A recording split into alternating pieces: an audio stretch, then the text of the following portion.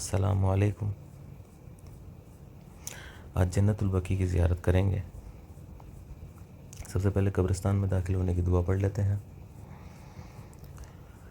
اے ان گھروں کے آرام فرمانے والوں، سلام ہو تم پر۔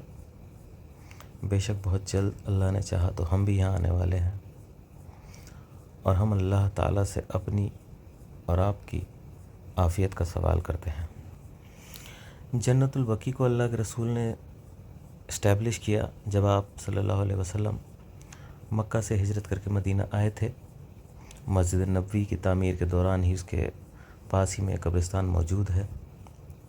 کہا جاتا ہے کہ سب سے پہلی قبر جو یہاں پر ہے وہ مہاجرین میں سے حضرت عثمان بن معزون رضی اللہ تعالیٰ عنہ کی قبر مبارک یہاں پر موجود ہے۔ اس کے علاوہ اہل بیت میں سے کافی مشہور صحابہ یہاں پر آرام فرما رہے ہیں، جس میں سے رسول اللہ کی بیٹی سیدہ فاطمہ سلام اللہ علیہا کی قبر مبارک بھی اس قبرستان میں موجود ہے۔ انہی کے پاس میں امام حسن علیہ السلام کی قبر مبارک موجود ہے۔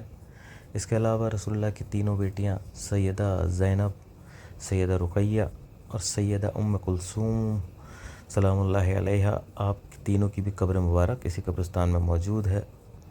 اللہ کے رسول کے ایک اکیلے پیارے بیٹے ابراہیم رضی اللہ تعالیٰ عنہ کی قبر مبارک بھی اسی قبرستان میں موجود ہے۔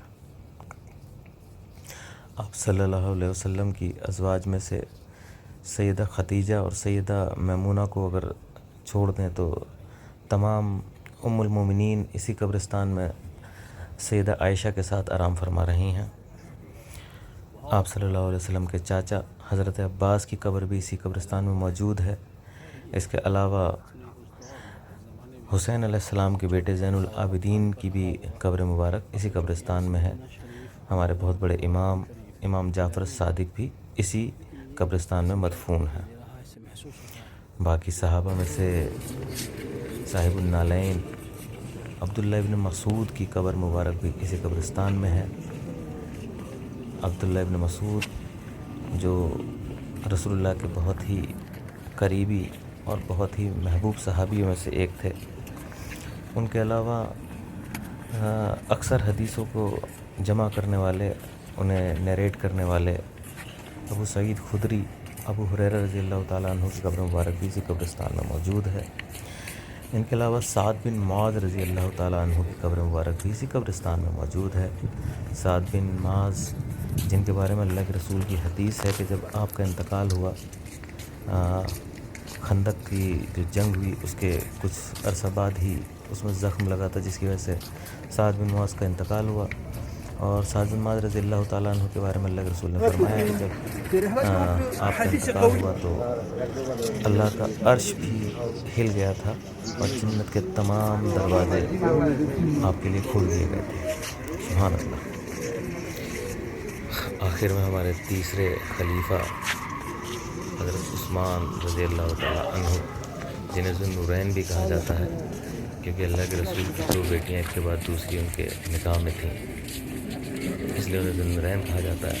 حالانکہ کہتے ہیں کہ آپ صلی اللہ علیہ وسلم، آپ رضی اللہ تعالیٰ عنہ کی قبر جو تھی وہ پہلے جنت البقیع کے تھوڑا سا باہر ایک اور قبرستان تھا، اس کے اندر تھی، لیکن بعد میں معاویہ رضی اللہ تعالیٰ عنہ کے دور میں اس سارے قبرستان کو ایک کر دیا گیا، اور آج حضرت عثمان کی قبر مبارک بھی جنت البقیع کا ہی حصہ ہے۔ اور کہتے ہیں کہ رسول اللہ کے ٹھیک سامنے حضرت عثمان کی قبر مبارک موجود ہے۔ اس کے علاوہ رسول اللہ کو بچپن میں فیڈ کرانے والی جناب حلیمہ سعدیہ کی قبر مبارک بھی اسی قبرستان میں موجود ہے۔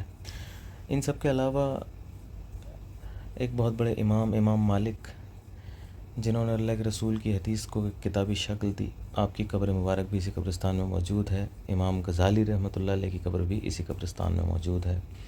بہرحال جنت البقیع کی یہ ایک مختصر سی پہچان ہے۔